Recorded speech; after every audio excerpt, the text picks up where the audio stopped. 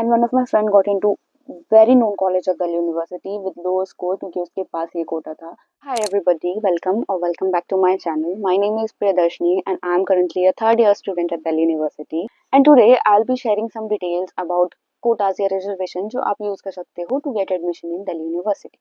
Okay generally हमें OBC, EWS, SC, ST इन सारे quotas के बारे में पता होता है, पर other than that Delhi university में 10 और ऐसे कोटास होते हैं जो आप यूज कर सकते हो to get admission in Delhi University. तो अगर आपका लो स्कोर है तो भी आप इन कोटास का यूज कर सकते हो ताकि आपके चांसेस थोड़े बढ़ जाएं, और इवन आपका हाई स्कोर है तो भी आप यूज कर सकते हो कि आप सिक्योर हो जाओ कि हाँ मिल जाएगी. Also at the end of this video I will share some few important tips, तो लास्ट तक जरूर देखना. Okay, now coming to quota या reservation.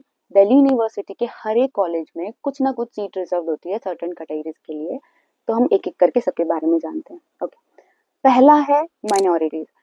Christian and Sikh minorities के लिए कुछ कुछ सीट रिजर्व होती हैं कुछ कॉलेजेस से, कि क्रिश्चियन माइनॉरिटी के लिए जीसस एंड मैरी में और सेंट स्टेफन में कुछ सीट रिजर्व होती है.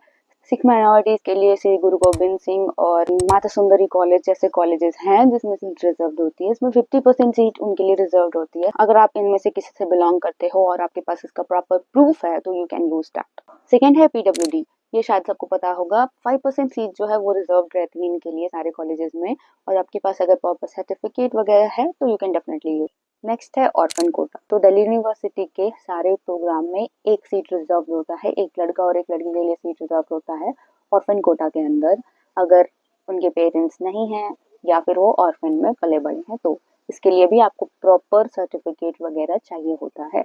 फोर्थ है सिंगल गर्ल चाइल्ड. अगर आप अपने पेरेंट्स की इकलौती बेटी हैं, आपका कोई भाई बहन नहीं है, तो आप ये यूज कर सकते हो. इसके लिए आपको कोर्ट से एफिडेविट कराना पड़ता है और बेसिक डिटेल्स चाहिए होती है. फिफ्थ है स्पोर्ट्स कोटा. तो अगर आपने स्टेट लेवल पे, नेशनल लेवल पे या डिस्ट्रिक्ट लेवल पे कोई सा भी स्पोर्ट्स खेला है 3 साल के अंदर और आपके पास प्रॉपर सर्टिफिकेट्स हैं इसके, तो आप इसके लिए एलिजिबल हो. इसके ट्रायल्स भी होते हैं और आपको सर्टिफिकेट ये दिखाना पड़ता है और इन दोनों को मिला के पॉइंट्स बनते हैं. सिक्स्थ है ECA which is extra curricular activity code. अगर आप डांस में अच्छे हो या डिबेट में अच्छे हो, ड्रामा, पेंटिंग, इन सब चीजों में अच्छे हो और आपके पास टैलेंट है और आपने कहीं पार्टिसिपेट किया है तो आप इस कोटा के लिए एलिजिबल हो.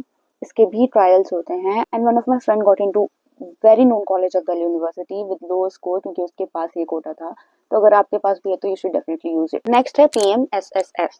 ओके, सो लद्दाख और जम्मू एंड कश्मीर के स्टूडेंट्स के लिए कुछ सीट रिजर्व्ड होती हैं और इनको सिर्फ एडमिशन के टाइम में हेल्प नहीं मिलता बल्कि इनको स्कॉलरशिप भी अवेल करने का मौका मिलता है. उसके बाद होता है डीयू वार्ड कोटा.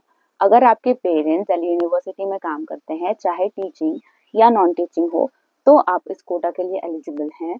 इस कोटा में जनरल मेरिट पे ही एडमिशन होता है पर आपको प्रेफरेंस ज्यादा मिलती है.